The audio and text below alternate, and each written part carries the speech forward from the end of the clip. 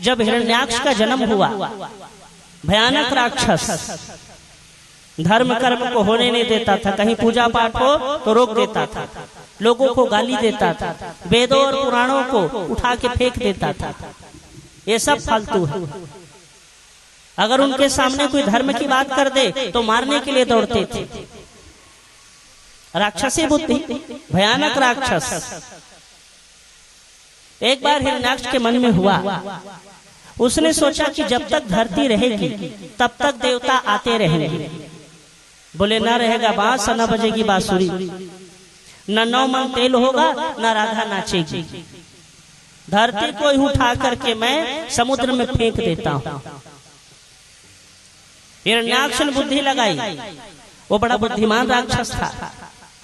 धरती को उठाया और रसातल में ले जाकर फेंक दिया और चारों तरफ इतनी गंदगी कर दी कि उस स्थान पर देवता जाने से घबराते थे।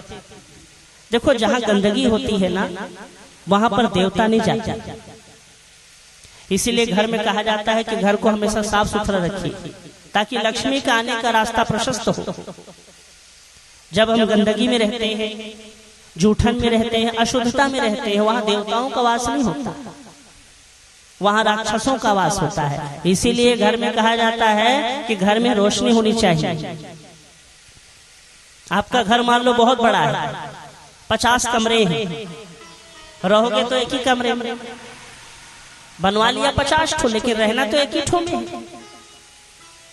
अब ऐसा नहीं कि 50 ठो बनवा लिया, एक में रह रहे हैं और 49 कमरे में अंधेरा है।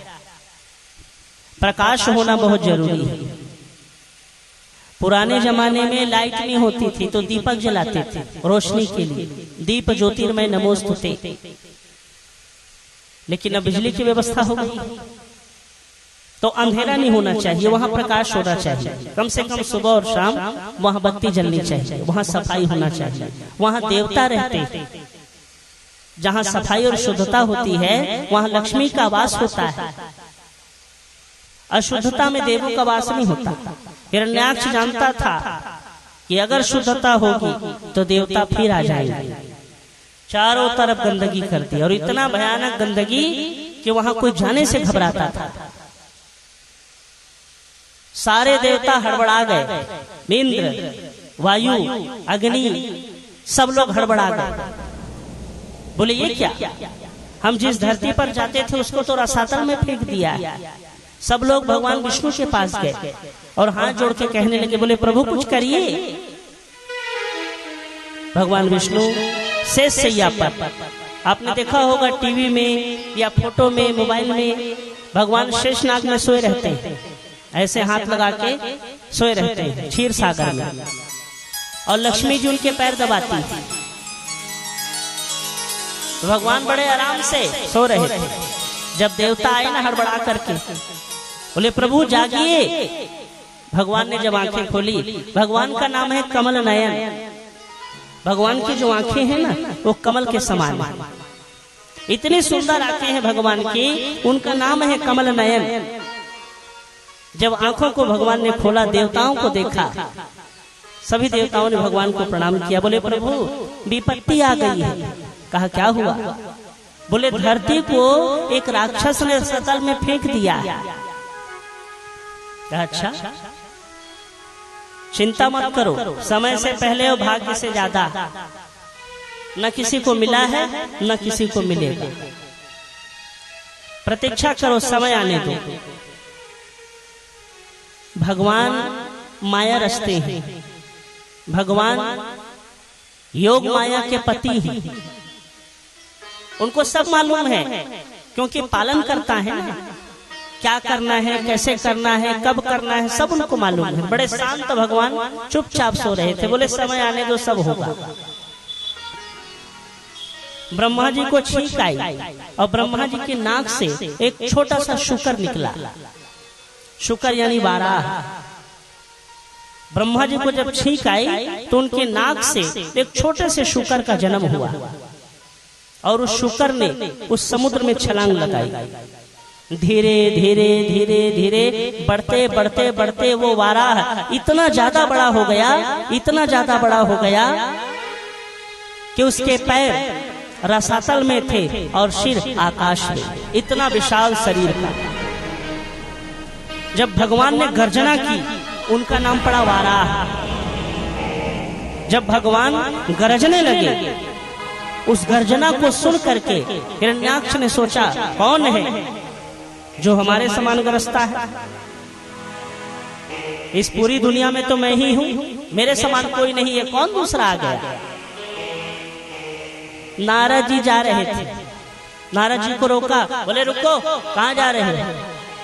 नारद जी महाराज तो लड़ाई झगड़ा से दूर रहते, वो बीड़ा बजाते हैं, बस खाली नारायण नारायण, कुछ नहीं आता।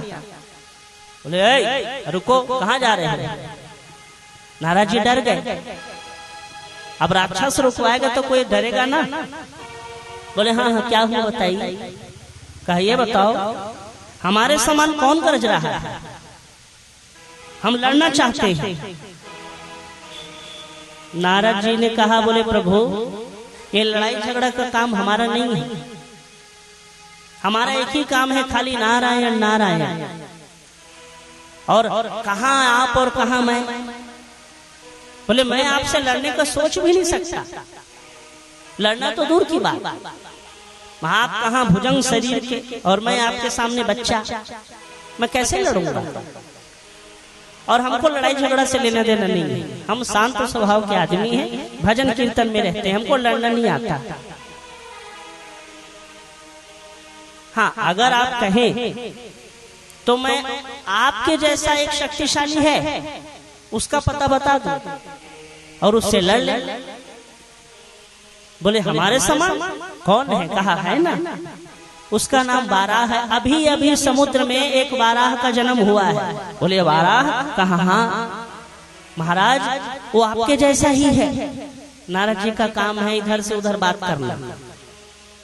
इशारे इशारे में उन्होंने सब संदेश दे दिया, लेकिन मूर्ख हिरण्याक्ष नहीं समझा।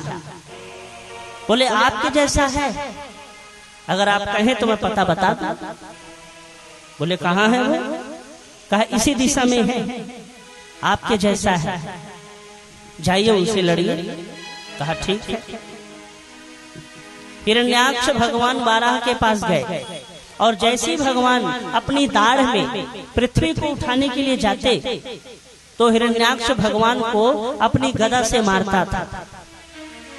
और भगवान का शरीर तो वज्र का है, उनको सुई चाकू गदा तलवार से कुछ होना नहीं है। जैसे भगवान उठाते थे वो गदा से मारता था। भगवान ने एक बार उठाया, फिर मारा, कुछ नहीं कहा, फिर उठाया, फिर मारा, फिर कुछ नहीं कहा। जब तीसरी बार मारा तो भगवान ने पलट के देखा, बोले कौन है? एक ही बार भगवान ने अपनी दाढ़ से हिरण्याक्ष को उठाया और सीधे आसमान में फेंक दिया। एक ही बार हिरण्याक्ष को जैसे आकाश में फेंका तो हिरण्याक्ष घूमते घूमते उसके प्राण निकल गए। और भगवान ने उस पृथ्वी को अपनी दाढ़ पर उठाया और उसकी स्थापना की। सुखदेव जी कहते हैं, राजन, भगवान ने वाराह का रूप लिया था। क्यों? हाथी का रूप ले सकते थे, घोड़ा का रूप ले सकते थे, वाराह के रूप में क्यों गए? क्योंकि वाराह ही एक ऐसा है जहां पर गंदगी होती है तो वहां कोई नहीं जाता। जहां गंदगी होती है ना, वहां दूसरे जानवर नहीं जाते, लेकिन वाराह वहां जाते हैं। भगवान जानते थे, अरे बोले यहाँ गंदगी है, जानबूझ के उसने गंदगी की थी। कहा अगर तुम डाल तो हम पात, हम भी कम नहीं है। वाराह का रूप बना करके भगवान वहां पहुंच गए और पृथ्वी को उठा करके स्थापना की।